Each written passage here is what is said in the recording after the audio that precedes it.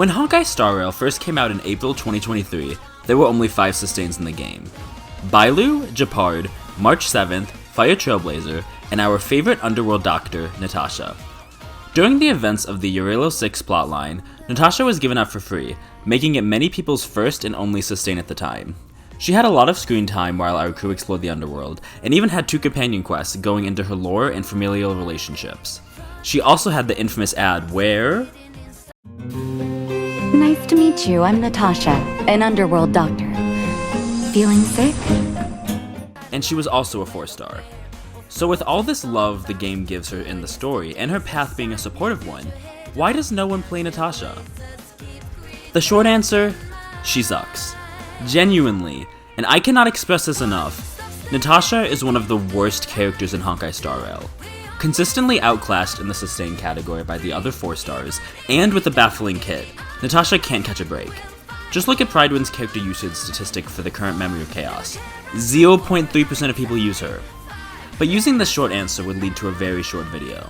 So let's dig into why Natasha falls off very quickly in the endgame, and why almost no one uses her.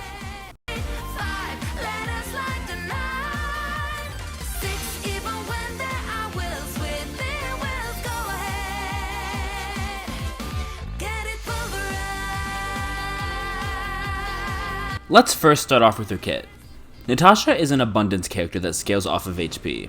She uses her skill and ultimate to heal up allies, and has a base speed of 98, which is below average for Star Rail characters, but pretty average for abundance characters, sharing it with Huohuo, Bailu, and Gallagher. Though it's worth mentioning that Huohuo has speed traces, bringing her base speed up to 103, meaning that yeah, her base speed is not that good. Her base HP is 1,164, which is pretty average for a character. It's not the highest amount, but far from the lowest. Probably the best stat that she does have, though, is her 90 energy ultimate, which is the lowest in the game, sharing it only with Argenti. All in all, she has some pretty average stats with an amazing ultimate cost. Her basic attack is pretty normal. It scales off of attack, making any little damage she can do potentially useless. That's not much of a deficit considering she's a healer foremost, and Star Rail, for some reason, liked weird scaling with basic attacks on their sustains in 1.0. Just look at Bailu and Japard, the 2 standard banner 5-stars, who scale on HP and defense, yet their basic attacks scale off of attack as well. Seems like they realized how to properly scale their basic attacks with Lynx, Huohuo, and Fushuan later on. Her skill heals allies 10.5% of her max HP plus 280, and gives this ally a continuous healing effect, which restores a singular ally for 7.2% of her max HP plus 192 at the beginning of their turn for 2 turns. Her A2 and A6 traces buff this skill by adding a cleanse and making her continuous healing last an extra turn, up to 3. This cleanse was pretty important in 1.0, with her being the only healer to have a cleanse. As we will talk about later though, this defining feature of her kit does little to improve her longevity. Her ultimate is an AoE heal that heals 13.8% of her max HP plus 368 at level 10. Oh, you were expecting more? Yeah, that's all it does. It's just a decent heal multiplier that doesn't strive to be anything extra. Natasha does have extra features in her kit that do help with her healing. Her A4 increases her outgoing healing by 10%, and her talent makes it so her outgoing healing increases by 50% when allies are below 30%. This makes her sustain and heals significantly better. Her technique is an attack, where she deals 80% of her attack to a random enemy and has a base chance of 100% to weaken all enemies, reducing their damage by 30% for 1 turn. This becomes worse when you realize how fast a lot of enemies in Star Rail have become, and also the fact that she has an attacking one, when a lot of supports prefer to have one that doesn't attack the enemy. Have you noticed some of the issues that Natasha might face in the late game? For starters, Natasha is just a healer, and she doesn't even excel at that front like Luocha. Her healing is decent at best, and inconsistent at worst. Her healing numbers are just okay, and she doesn't heal quick enough to be an amazing sustain, especially in late game, where enemies are quicker and AoE attacks are more frequent. But let's give you some numbers and compare the 2 other HP scalers in the game, who coincidentally also have continuous healing as well. I'll put some numbers on the screen right now.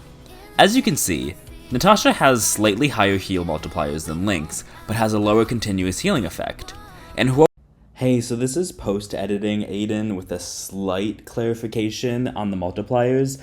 Lynx has a lot of higher multipliers than Natasha, save for the ultimate, but Natasha just gets a lot of healing and outgoing healing from her kit, so that's why I said that her heals are slightly better, but I just wanted to clarify that because I realized while watching it that it wasn't that clear.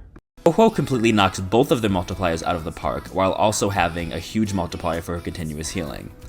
And that's not even taking into account the extra stuff both Lynx and Ho-Ho do in addition to healing. Most sustains that have come out post-Natasha have something they give to the team in addition to their sustain. But maybe Natasha's Eidolons make her into a premier sustain and fix her mediocre and simple kit, right? I'm sure they wouldn't fuck her over with her Eidolons. There would be no reason for them to do that. Haha, anyways. Her E1 gives Natasha an auto heal. It's just like Locha, except it only applies to herself, it activates when she's below 30% instead of 50%, it can only be used once per battle, and has a multiplier that is a fraction of Locha's skill. But it's a nice addition, ? Her E2 makes her ultimate grant the continuous healing effect to allies who are below 30%, which lasts her one turn. It also has a lower multiplier than her continuous healing for some unknown reason. Her E3 and E5 are just normal skill and ultimate levels, which is honestly pretty nice for someone like Natasha, whose main utility is based on their skill and ultimate multipliers. Her E4 makes her regenerate 5 energy when she's attacked. Just ignore the fact that Abundance characters have one of the lowest chances of being attacked, and you're set. It's nice to have, but it's confusing like the rest of her kit. And now, her magnum opus. The best E6 imaginable for an Abundance healer. The devs really looked at her average and bad kit and said this. Natasha needs this to truly excel in the sustain department. The effect of her E6 is... Natasha's basic attack deals additional physical damage equal to 40% of her max HP.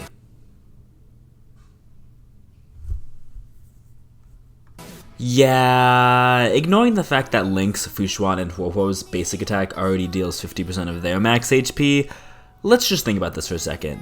They gave an Abundance character, where the only thing she does is heal, a better multiplier on her basic attack. It's not even a good multiplier, it's bad. I cannot stress enough how baffling this decision was.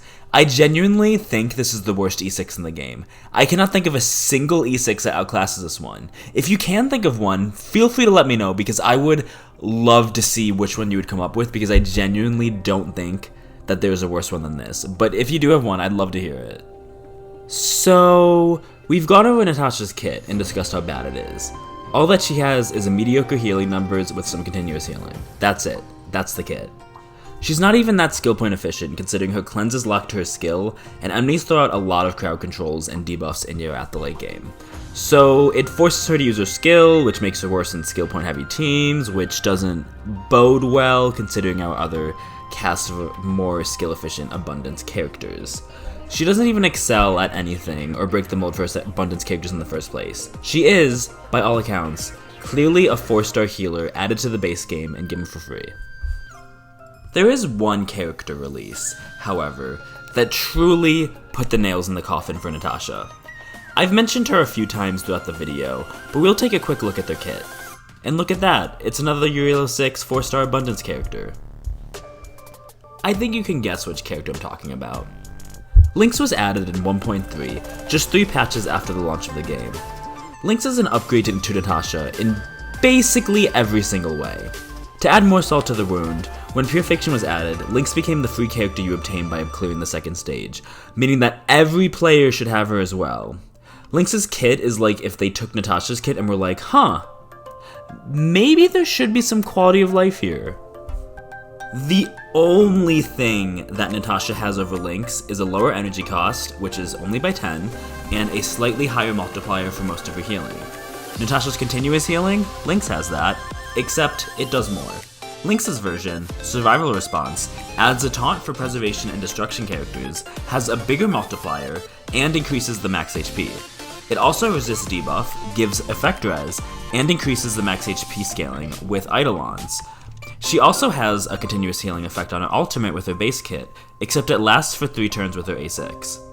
Lynx loses the cleanse on the skill, instead having it on her ultimate, giving her AoE cleanses, which is especially nice for current endgame content and also makes her more skill point efficient than Natasha, not having to use her skill. I don't think I can stress enough how there is absolutely no reason to ever use Natasha over Lynx, especially with the free links they give. And this is a problem that will only become more apparent as new Abundance characters come out and Natasha further falls into the dust.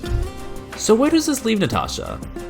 Well, to reiterate, it leaves her as a mediocre character in a meta filled with sustains that can do her job better while filling another niche. Just like a Gallagher, a 4-star sustain from Penacony, who has carved out a place for himself in the break meta and as the most skill point efficient sustain in the game. What will Natasha's place in the meta be like in a year or two from now? Well, I expect she'll be in the same place, at the bottom of the tier list with Arlen and Physical MC. But that's just my opinion. Maybe we'll get a 5-star version at some point, who knows? What do you think about Natasha? Is your build so crazy that she can solo sustain in the endgame content? I would love to hear your thoughts in the comments. This was a super fun video to make, especially since I've had these thoughts on her for a while. Maybe we'll make some more videos on more characters in the future. I've been really wanting to talk about Arlen recently because he's an interesting one, to say the least. Yeah, he's interesting. So expect that at some point, possibly, if I get motivated. We will see. But feel free to leave a like or a subscription if you like this video. I've had a lot of fun, and this has been Aidads, and I'll see you later. Bye!